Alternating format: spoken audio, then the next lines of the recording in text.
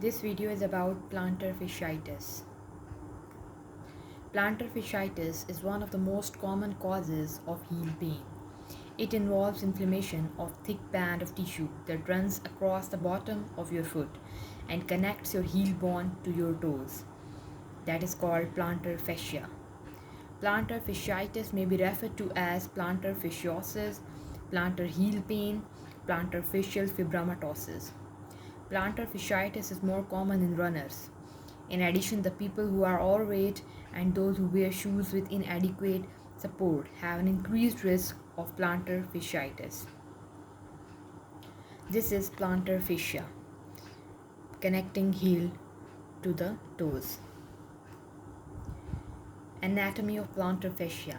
Plantar fascia is comprised of white longitudinally organized fibrous connective tissue, which originates on the periosteum of the medial calcaneal tubercle, where it is thinner, but it extends into a thicker central portion. The thicker central portion of plantar fascia then extends into 5 bands surrounding the flexor tendons as it passes all 5 metatarsal heads. The thick viscoelastic multilobular fat pad is responsible for absorbing up to 1/10% of body weight during walking and to 50% during running, and deform most during barefoot walking versus shoe walking.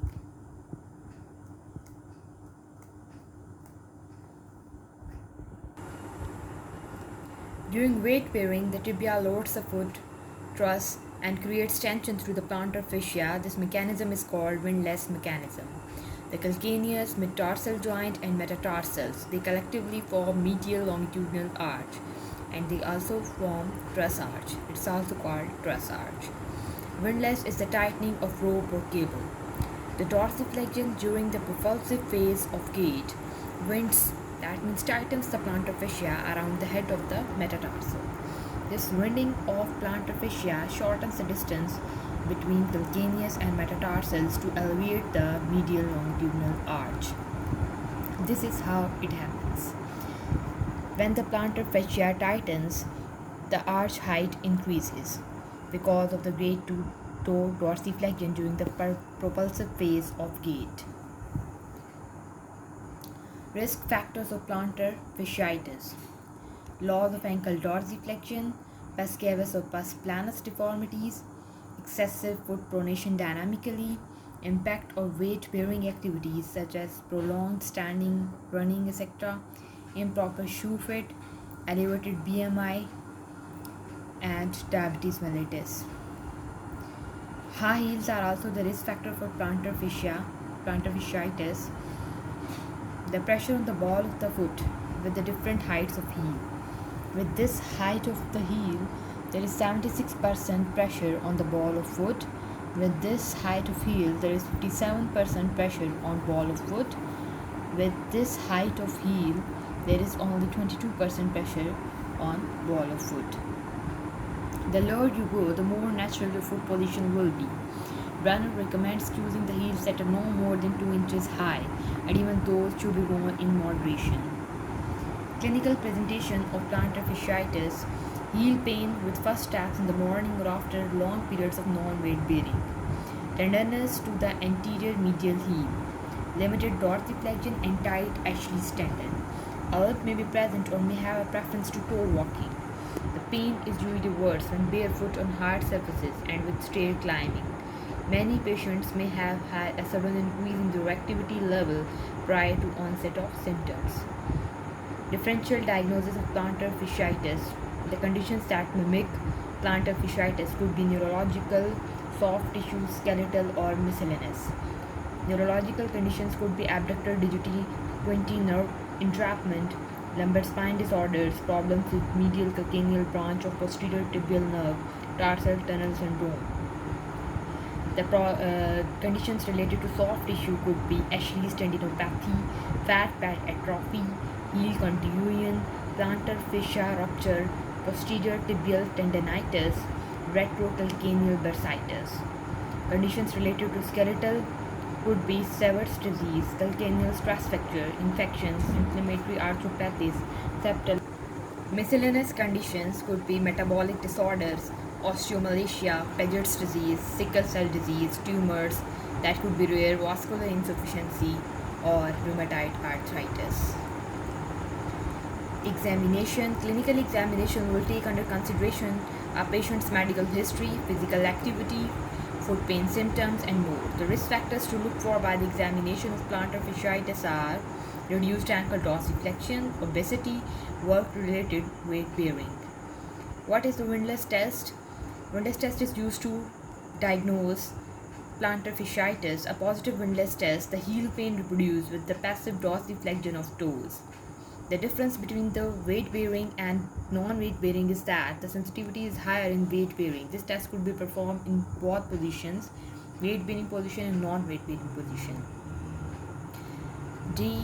Garcia et al. Showed 100% specificity for weight bearing and sensitivity of 32% of non-weight bearing tests. Non-weight bearing position. Passively raise the toes of the patient while he or she is sitting to see whether this causes pain. Patient's knees flex to 90 degrees while in non-weight bearing position. Examiner stabilize the ankle with one hand placed just behind the first metatarsal head and extends the MTP joint while allowing the IP to flex, preventing motion limitations due to short hallucis longus. Positive test if the pain was provocated at the end range of the MTP extension. Weight bearing position. With the patient in a weight bearing position, the examiner creates a great toe extension. The patient stands on a step stool and positions the metatarsals of heads of foot to be tested just over the edge of the step. The subject is instructed to place equal weight on both feet. The examiner then passively extends the first metatarsophalangeal joint while allowing the interphalangeal joint to flex. Passive extension, that is dorsiflexion of the first metatarsophalangeal joint, is continued to its end of range and until the patient's pain is reproduced. Physical therapy management for plantar fasciitis. More than 90% of the patients with plantar fasciitis will improve within 10 months of starting simple treatment methods. In acute stage, rest, icing is important. Rest, decreasing or even stopping the activities that make the pain worse is the first step in reducing pain. You may need to stop athletic activities where your feet pound on hard surfaces, for example running or step aerobics. Ice, rolling your foot over a cold water bottle or ice for 20 minutes is effective. This can be done 3 to 4 times a day. The most common treatments include stretching of gastric soleus, plantar fascia, orthotics, ultrasound, iontophoresis, right splint, night splints, and joint mobilization or manipulation. This exercise could be done in 3 sets, 12 repetitions. Stretching in sitting position of gastrocnemius and soleus could be done like this. Water bottle could be rolled over the sole of the foot like this, and you can also use the ball for myofascial massage over your sole of feet. Towel crunching could be done with fit, and small fine activities could also be done. Mobilization and manipulation. Mobilizations and manipulations have also shown to decrease the pain and relieve symptoms in some cases. Therefore, the treatment should be focused on soft tissue techniques rather than the foot and ankle joint mobilization. Posterior night splints. They maintain ankle dorsiflexion and toe extension, allowing for a constant stretch on plantar fascia. Some evidence reports night splints to be beneficial, but in a review by Call et al., they reported that there was a limited evidence to support the use of the night splints to treat the patients with a pain lasting longer than 6 months. And patients treated with custom-made night splints improved more than prefabricated night splints. This is prefabricated night splint. In orthotics, sportive shoes and orthotics, shoes with thick soles and extra cushioning can reduce the pain with standing and walking. As you step and your heel strikes the ground, a significant amount of tension is placed on fascia, which causes microtrauma. A cushioned shoe or insert reduces this tension and the microtrauma that occurs with every step. Soft silicone heel pads are inexpensive and work by elevating and cushioning your heel. Pre-made or custom orthotics shoe inserts are also helpful. Soft heel pads. Taping is also done in plantar fasciitis like this. Lifestyle modification, you could do maintain a healthy weight, choose supportive shoes, don't wear worn out athletic shoes, change your sport and stretch your arches. Medication could be NSAIDs, pain relievers such as ibuprofen, Advil, Motrin IP, others, and naproxen sodium can ease the pain and inflammation associated with plantar fasciitis.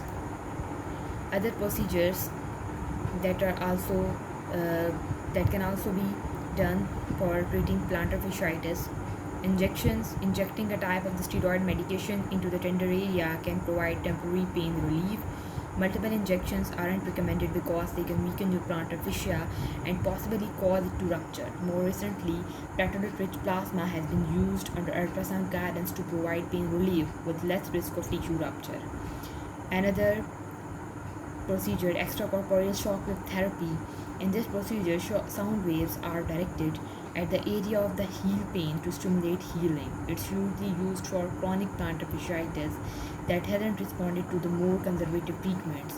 This procedure might cause bruising, swelling, pain, numbness, or tingling. Some studies show promising results, but it isn't shown to be consistently effective. Tanix procedure. This minimally invasive procedure removes the scar tissue plantar fasciitis without surgery. Surgical treatment. Surgery is considered only after 12 months of aggressive non-surgical treatment. Gastrocnemius recession.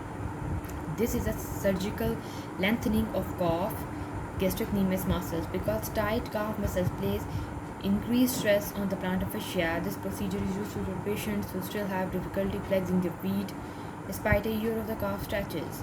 In gastrocnemius recession, one of the two muscles that make up the calf is lengthened to increase the motion of the ankle. The procedure can be performed with a traditional open incision or with a smaller incision and an endoscope, an instrument that contains a small camera. The doctor will discuss the procedure that best meets your needs. Complication rates for gastrocnemius recession are low but can include nerve damage. Plantar fascia release. If you have a normal range of ankle motion and continuous heel pain, your doctor may recommend a partial release procedure. During surgery, the plantar fascia ligament is partially cut to relieve the tension in the tissue. If you have a large bone spur, it will be removed as well. Although the surgery can be performed endoscopically, it is more difficult than with an open incision. In addition, endoscopy has a high risk of nerve damage. Complications. The most common complications of release surgery include the incomplete relief of nerve damage. Recovery. Most patients have good results from surgery. However, because surgery can result in chronic pain and dissatisfaction, it is recommended only after all the non-surgical measures have been exhausted. Thank you. I hope you like the video.